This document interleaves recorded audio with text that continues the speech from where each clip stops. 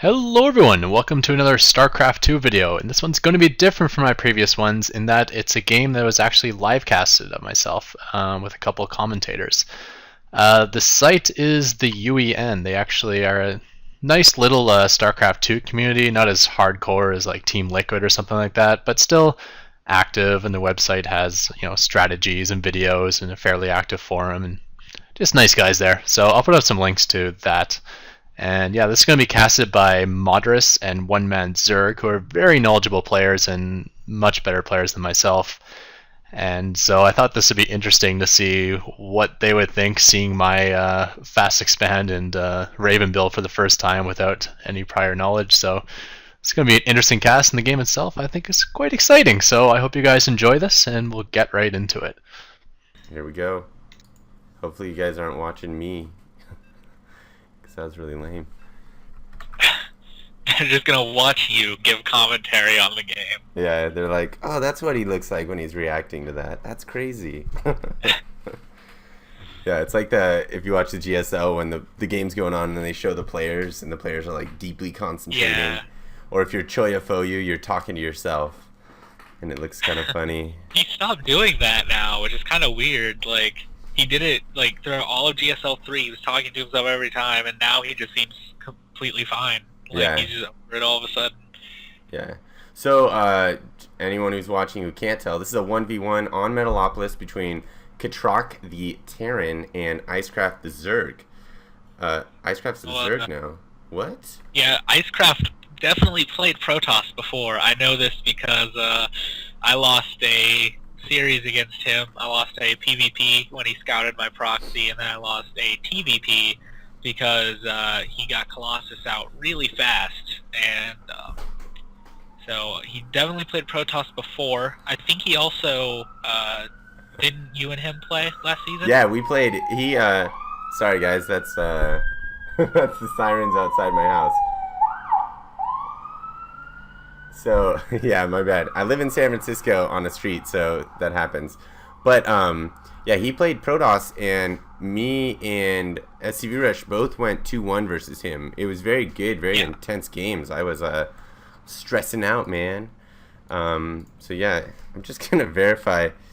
Did you mean to go Zerg, Icecraft? No, he actually did mean to go Zerg. He was talking to me the other day. I don't remember if it was on the forums or in like the UEN chat channel, but he has switched over to Zerg now. I don't remember his exact reason why, but he does play Zerg now, so it was on purpose. I think he was telling me that I was an inspiration to him in life and StarCraft, and so that's why I switched. No. Oh. I'm totally kidding. But yeah, so we have a not cross-positional, but an aerial close positioning right here. So less likely to be a rush map for both of these players. And that's going to be favoring Icecraft a little bit, I think. But then if Ketroc goes with some kind of trick Banshee play, then it's going to be interesting. And Ketroc does see Icecraft's positioning by moving that SCV there. Because if you guys don't know, you can bring this Overlord, and it has a sight range of, I think, 9, whereas the Command Center has an 8. So right when you spot the Command Center, if you turn around, they're not going to see you. That's kind of a cool part. You get a little bit of information advantage there.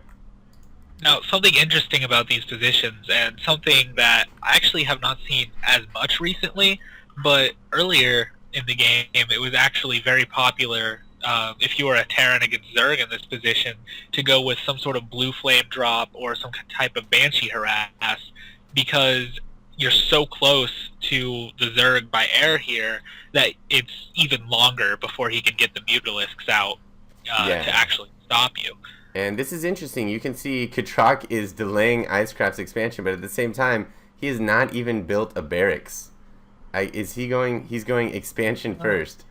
This could be a very quick game. I don't know if Icecraft has not seen that, but he did see the SCV go over here, and he does see that there's no barracks right here. So very interesting.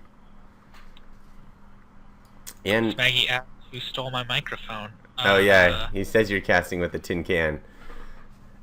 Oh, my bad. I wasn't aware. I sounded weird this time. Anyway, now that he has scouted this, he can actually just make Zerglings, and this expansion is going to die because Ketroc is not going to be able to field enough Marines to Yeah, hold this off. it's definitely going to be some trouble. And yeah, Flamgat, Medeiros and I were working on the stream for like half an hour today to try and get it to this level. And he told me a couple settings, and we fiddled around with some stuff, and we actually got it. So it's casting pretty well, I think, and pretty good resolution. So I'm hoping. Yeah. And I got to give a shout out to Graphic. He did give us some advice on it. So let's see. Medeiros, not Medeiros. Icecraft has canceled his expansion. He's going with a Baneling nest, and he is going on one base. I do not like Ketroc's decision here at all. He should have canceled after it was spotted. If Icecraft plays this right, there is actually no way he can possibly salvage this expansion. Oh, look at that, taking it out, and that's gonna be. He shouldn't have let that finish. Icecraft can simply field more Zerglings, probably without even Banelings.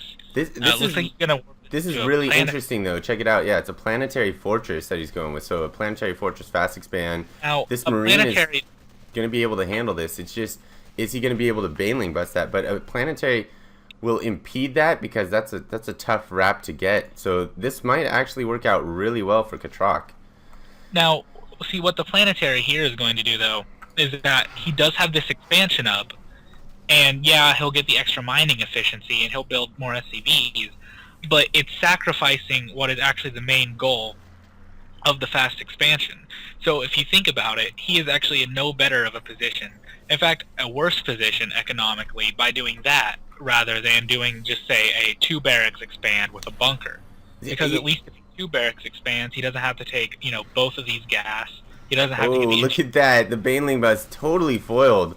2 shots from the planetary take out 6 Banelings, and that's no good. I actually think Ketroc's in an amazing position right now. Ketroc is in a very good position, but I wouldn't put it on the build itself. I would put it on just the way the reaction worked out from Icecraft. After he saw the planetary, his best bet would have been to stop trying the Baneling bust and try to go back to an expansion. Yeah, I would have just put pressure on it with the lings that I had. Maybe, I don't know how much practice Icecraft actually has as Zerg, but basically, if there's a planetary up, you don't attack it.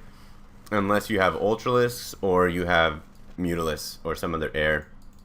I don't know what he's doing with all these Banelings. A lot of Banelings right now. That's just going to be ugly for him. Wait, I hope he doesn't move in with these Banelings. What I hope he's going to try to do here is just try to keep really close tabs of the front of the base, because the only thing that Ketroc can really afford for a while here is going to be heavy Marines. So I'm thinking he might just be waiting for some kind of attack to come out, and then he can, flank from behind with the Banelings and from the front with Zerglings, maybe. I think Ketroc's going for a tech build, though. I don't know if Icecraft knows that, but he's got 4 gas, and he's been using that gas a lot. So it looks like Cloak Banshees are going to roll out right now. Or some, it's actually going to be Viking. To Overlord hunt, I'm sure, because there's going to be Overlords all over the place from Icecraft. Yeah, I'm still in shock. Icecraft is not going with an Expo yet. There he goes. Yeah, he's got to recover this. Yeah, we're going to get a second starport. Now, I'm wondering if this means he's going to go with some kind of Sky Terran build, like, what's his name? Hyperdub will occasionally do this, where he gets, I believe he goes to 2 Tech Lab. Look at this, and attack's coming in, and I don't know what he's doing. Oh, that is just not enough to take out that planetary. Yeah, you need a lot more for that. And that just the planetary, and that puts Icecraft really far behind. Yeah. Actually, yes, I completely agree, Icecraft.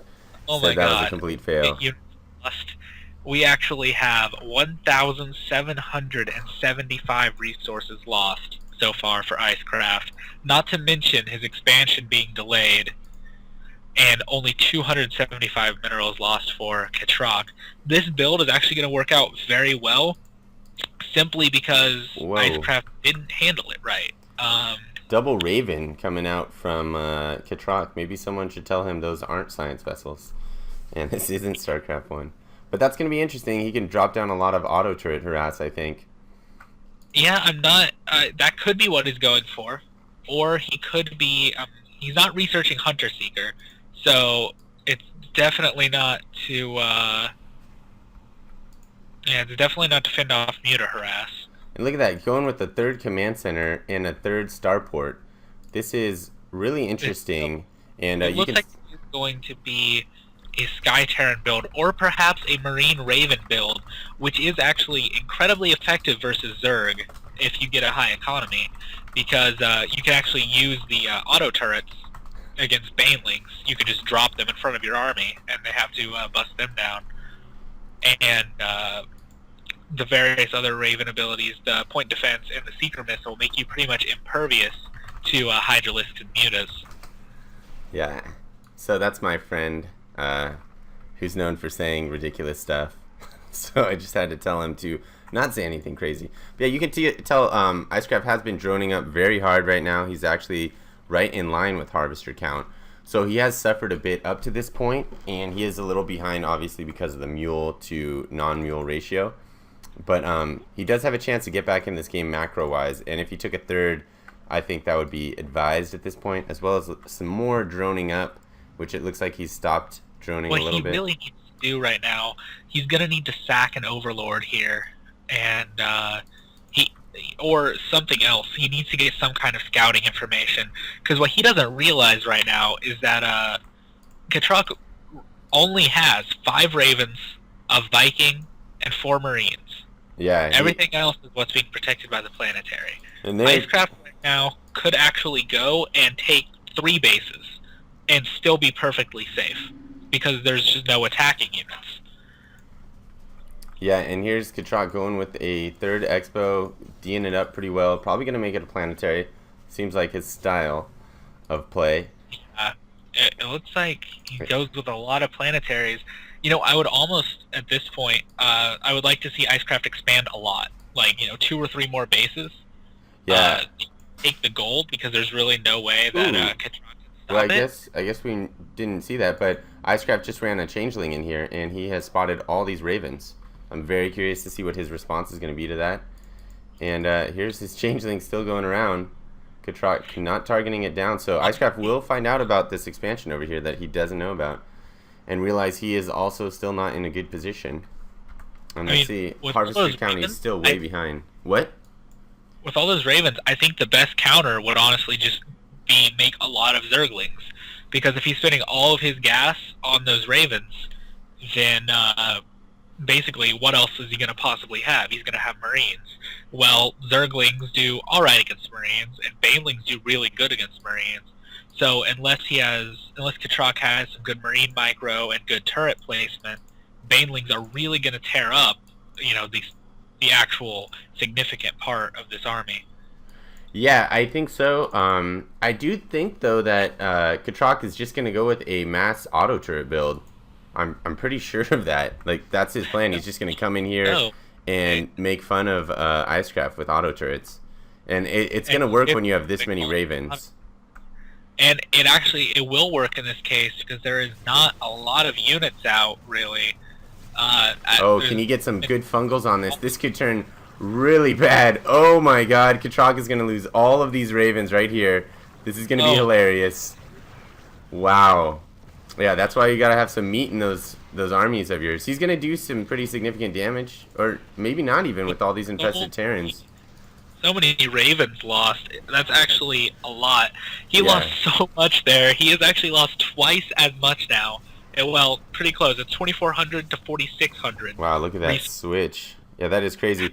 But Icecraft still won't be able to put any pressure on Ketroc, any legitimate pressure with all these planetaries. So I don't know exactly what's going to play out from here, but it definitely has rebalanced the game. There is 21 Banelings morphing. I really hope he doesn't want to just run into the planetary again. I don't think that's a bad idea, though, if he has enough, But if he doesn't does have enough. Oh, look at this wall lane he's forming. And yeah, he's going to go for this upper one. That's a smart idea. and Oh my god! it wasn't enough. It was not enough. Let's check out the units lost tab, and they're right about even now. That is 21 insane. banelings definitely should have been enough to kill 1,500. I guess The repair. He's out there to repair quick enough. Yeah, that repair is really fast. I think SCV Rush was telling me it's about 20 damage a second that it repairs, which, if you think about it, that's insane. That's like 4 Marines DPS. Oh, and these Ravens are caught again. He should still cast something with them. Pretty sure you can still cast the auto turrets. Oh, and there they go. Those infestors handling the Ravens very well. That is a very good response. I'm impressed with that. I actually did not, like, I wasn't even thinking of that. Thinking of going with that many infestors against Ravens. Yeah, but that is working very well. Some very good trick play. I would actually not mind seeing him take these infestors and just infested tearing up this place back here, if he could. Building a second command center right here. Maybe gonna expand, maybe gonna double planetary it. I'm not sure. Let's look at this income though. This is a tie game right now. I'm kind of wow. I honestly think what Ketroc is doing right now is he's going to morph these 3 command centers that are in his main into orbitals just for the mules. Yeah. And then maybe sack some of his SCVs for a bigger army. But what I would like to see Icecraft do right now, actually, is if he can get an Overlord over here, he can actually just use the infestors from the low ground. And sounds like something just got gooped, actually, the starport. Yeah, he is contaminated, or not contaminated. I don't think it was actually making anything at the time, though. He has, yeah, contaminated. Get contaminate and corruption mixed up all the time. Yeah, he's got all these Zerglings. I would like to see some roaches thrown in this mix. Oh, look at this. Ketroc has auto-turreted the crap out of this base back here. And these infestors throwing down some infested Terran. If nothing else, probably to absorb some of the damage so this hatch doesn't go down. And then finish off those auto-turrets. Yeah, you know what? I would like to see some. Ooh, 8 Ultralists are coming out right now, guys. There's a bunch of Ultralists coming out. I'm pretty. And well, it's not going to work anymore because the command centers are moving out, so he wasn't actually morphing them. But what I would have loved to have seen is he could have taken an Overlord over here by where those command centers were building, used an Infestor from the low ground to just make a bunch of infested Terran up in the main base, and could have easily gotten at least one of those command centers, or maybe even 2 to be forced to cancel. Yeah, so it looks like Ketroc is going to auto-turret this base up really well, but I don't think he understands. He's just going to lose the game right now. Moving in, look like for a counterattack, but also Icecraft losing a lot of Overlords. Ooh, Icecraft bringing these Zerglings in. I don't recommend this. I'd always recommend leaving your Zerglings out and then moving in your Ultralisks. Because he's just going to lose all these Zerglings. He'll still take it out, but you know, you didn't need to lose all those Zerglings. And huge destruction in Icecraft's main. That is not good at all. He needs to start remaking these structures elsewhere. He still has his Ultralist Cavern, though, and I think Icecraft's in a superior position right now, but maybe that's just based on the fact that I like his army composition. And bringing in those Zerglings again, I just don't know about that. I think the Zerglings are just getting in the way of the Ultras at this point. Yeah, it's rough. This block, I would like to see him take out these barracks before getting in at this planetary. With good fungal growth on those Marines, though, and one more fungal. Oh, never mind, they all popped. And you can it looks like he is going to take down this planetary. That's going to leave Ketroc practically without income. Yeah, and however, surprisingly, not in position either, but it looks like he does have one base still that he's transferred drones to. Yeah, Icecraft is going over here, but Ketroc has 3 bases over here, all of which are doing nothing. This one's going to burn down if he doesn't fix that. And then Planetary in the middle, but once again, he's not doing anything out of those. He's just got to land a couple mules here to get something. And Icecraft only has this, but it looks like Ketroc is spotting that with his Ravens. This is just a very interesting, crazy game. I think the fact is, though, Icecraft has all these damage dealers in these Ultralists, so I feel like he's just going to take the game with them because Ketroc didn't build any units. If you look at the actual unit, like how many units are out, there's 7 Ultras, there is 10 Infestors, and there is, well, that looks like about it for Icecraft right now. And then on the other hand, basically there's 4 Banshees, a Viking, and 20 Ravens for Icecraft. Yeah, this has got to be one of the weirdest games I've ever watched. And Ketroc's still able to just manhandle the Zerg bases with all these Ravens, but I wonder if Icecraft's going to come back with these Infestors. He brings these Infestors to meet up with these Ravens, and we saw what happens when that happens. So, yeah, very weird what's going on right now. Anyone's game still. But yeah, just kind of crazy. He really needs to salvage one of these hatcheries somehow. And these Infestors, check out all their mana bars empty. So, that's not good. These Ultras should be able to take down this Planetary. They do massive damage. But it is being repaired. And he might need to move one around to the back and actually attack the mule. Yeah. It would have been cool if he could micro that one Ultra out. That's a really big deal. I think right now it's kind of a war of attrition going on for these players. Ketroc moving with his slow Ravens, and I think just Ketroc waiting. actually has this one though, because he still has that Planetary at the gold with plenty of SCVs to repair. He's got the Banshees out that can snipe the Ultras, and Icecraft doesn't actually have an active base right now. He's about to finish one. Yeah. But that's it. If Ketroc takes out this Ultralisk Den, yeah, you got to take that out. There you go. Then that's going to be huge, because if Icecraft were able to reproduce Ultras off this one base, then he would be in a great position, I think, because these Banshees and the Ravens will easily be countered by the Infestors as long as the Infestors have mana, because Fungal Growth will just eat up all those very easily. But yeah, Ketroc is on a working gold base, and yeah, but also interesting is he only has starports. So yeah, he hasn't rebuilt the barracks at all. So yeah, he's really banking on these Ravens. Yeah, I like this spawning pool, because check it out. He brings in some Zerglings here. He can tear up this base. And if you kill the Terran's, production facilities, that's going to be a whole nother problem for the Terran. And yeah, Ketroc has 1 Marine. Let's check out the units tab. 7 Banshees, 1 Viking, 1 Marine, 20 Ravens, and then for Icecraft, 10 Infestors, 1 Ultralisk, and some infested Terran, which will perish soon enough, I'm sure. Oh, Icecraft just doing some damage over here with his Ultra. Smaggy just whispered me, asking about how the last patch, he said, should have made the Ultras attack the SCVs instead of the Planetary Fortress. And actually what the change would have done is, if the Planetary were completely surrounded, instead of the Ultra just kind of running around it because he can't get to the planet. Check this out. We got a big battle going on right now. Oh, and he gets some Fungals down. Gets an infested Terran. He is very low on mana, though. Dropping a lot of infested Terran there. He's banking on those infested Terran, taking out these Ravens, which they might be able to do. This is very, very curious right now.